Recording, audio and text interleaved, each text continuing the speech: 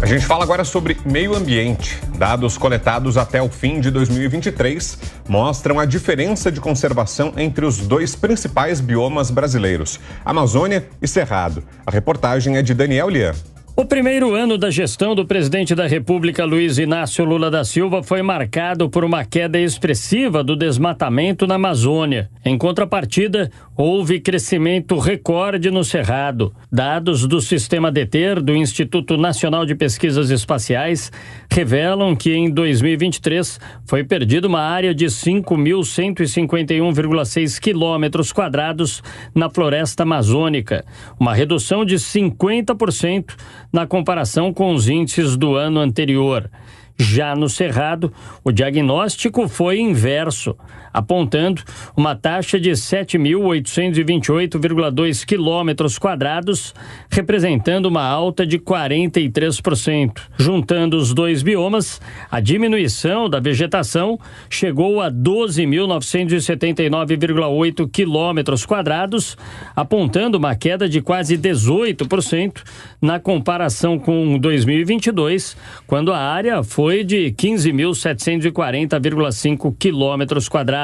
O total desmatado em ambas as regiões no último ano equivale a mais de 8 vezes a área da cidade de São Paulo. Para o biólogo e professor da Exalc-USP, Vinícius Castro Souza, os números continuam extremamente elevados, tanto na Amazônia quanto no Cerrado. O desmatamento continua numa intensidade muito grande e precisa a gente começar a sentar e a comunidade científica, os gestores, para que a gente consiga achar melhores alternativas para isso, mantendo o desenvolvimento do país, sem dúvida. As pessoas que moram nessas regiões precisam ter uma atenção do ponto de vista socioeconômico, mas o que a gente está fazendo a gente está queimando os móveis da casa para a gente tentar manter o aquecimento. Isso, logicamente, não vai se manter a longo prazo. Essa é a primeira vez em 5 anos que a área desmatada no Cerrado, que ocupa aproximadamente 24% do território brasileiro,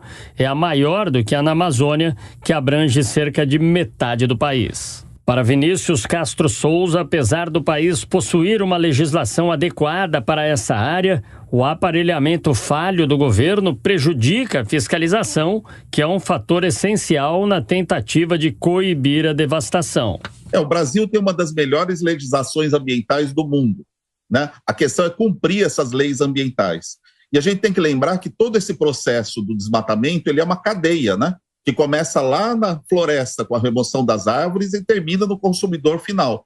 Então, a fiscalização ela tem que ser em toda essa cadeia para que a gente consiga acompanhar, né, e verificar direitinho onde é que estão tendo falhas de fiscalização para que a gente possa ter ações efetivas para evitar isso, né, para tentar coibir isso. Na região amazônica, os estados recordistas foram o Pará, com 1.902,5 quilômetros quadrados desmatados, Mato Grosso, com 1.408,2 quilômetros quadrados e Amazonas, com 894,4 quilômetros quadrados. Já no Cerrado, que registrou a maior perda de vegetação desde 2018, o destaque ficou com 4 estados: Maranhão, com 1.765,1 quilômetros quadrados, indicando também a Bahia, com 1.727,8, na sequência o Tocantins, com 1.604,4 quilômetros quadrados e o Piauí, com 824,5 quilômetros quadrados,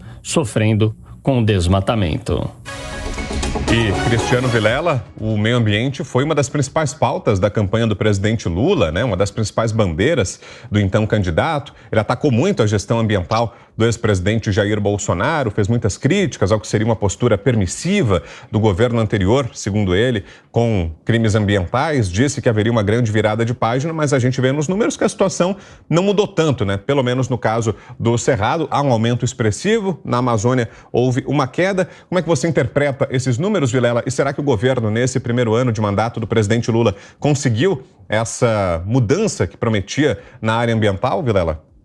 O governo do presidente Lula, nesse primeiro ano, ele mostrou uma posição errática com relação à questão ambiental. Se em algumas situações ele vinha realmente com um discurso pró-meio ambiente, com o discurso de tomada de algumas medidas favoráveis ao meio ambiente. Por outro lado, em outros campos, ele teve algumas posturas, o governo teve algumas posturas no sentido de promover determinadas práticas que vão no sentido contrário, como, por exemplo, medidas de desoneração à indústria automobilística convencional. Então, eu percebo que faltou nesse primeiro ano de governo um objetivo claro. Quer dizer, se o governo vai, de fato, ter uma pauta em defesa do meio ambiente, ou se esse discurso ficará muito bem realmente nas falas, muito bem nos discursos feitos, especialmente no campo internacional, mas sem uma adequação prática do que foi feito de concreto no Brasil. A gente vê, acima de tudo também, o Ministério do Meio Ambiente como um ministério bastante apático, que fala, que faz discurso, mas na hora de trazer realmente soluções efetivas, soluções críveis, soluções adequadas, nesse sentido o Ministério avança muito pouco.